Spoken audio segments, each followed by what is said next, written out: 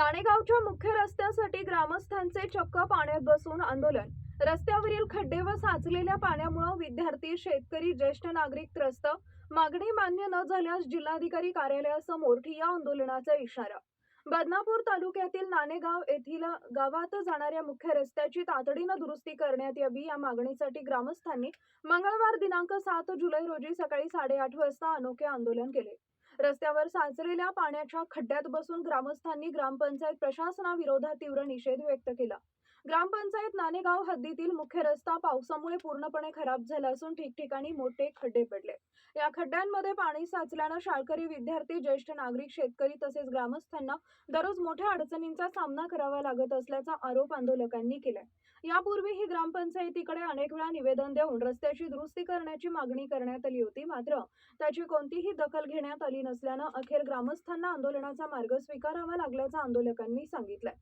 आंदोलनाचे नेतृत्व अंकुश चव्हाण यांनी केले। यावेळी त्यांनी सरपंच व ग्रामसेवक यांच्याकडे मुख्य रस्त्याची तातडीने दुरुस्ती करण्याची मागणी केली आहे। तसेच ग्रामपंचायतीने लवकरात लवकर रस्त्याच्या दुरुस्तीबाबत ठोस निर्णय घेतला नाही तर जिल्हाधिकारी कार्यालय जालना इथं ग्रामस्थांच्या वतीने ठिय्या आंदोलन करण्यात येईल असा इशाराही त्यांनी दिलाय।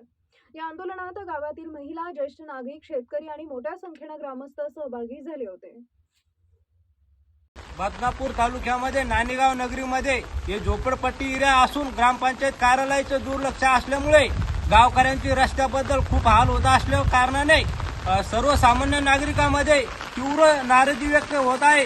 महिला आणि पुरुष तसेच शाळेचे विद्यार्थी व शेतकरी यांची या रस्त्याने हाल होत असल्याने शेतकऱ्यांचे नाराजी व्यक्त होत आहे व गावकऱ्यांचे झोपडपट्टी एरियामध्ये बार निवेदन देऊन सुद्धा ग्रामपंचायत दखल घेत नाही व कानाडोळा करत असल्या कारणाने सर्वसामान्य नागरिकांचे हाल होत असल्या कारणाने सर्व गावकऱ्याच्या वतीने नाराजी व तीव्र आंदोलन व्यक्त करण्यात येत आहे।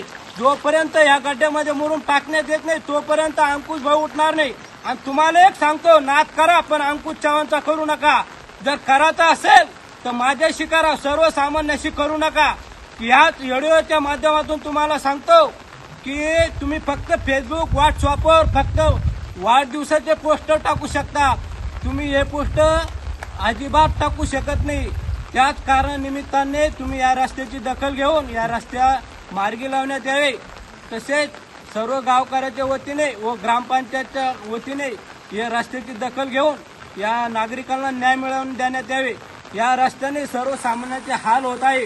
बार निवेदन देऊन सुद्धा तुम्ही दखल घेत नाही। मतदान फक्त गावकऱ्यांनी याच्यासाठीच असतो का? सरपंच कशासाठी असतो? गावचा मुख्य प्रमुख असतो, गावचा मुख्य नागरिक असतो, त्याने या रस्त्याची दखल घेतली पाहिजे, या रस्त्यावर आलं पाहिजे।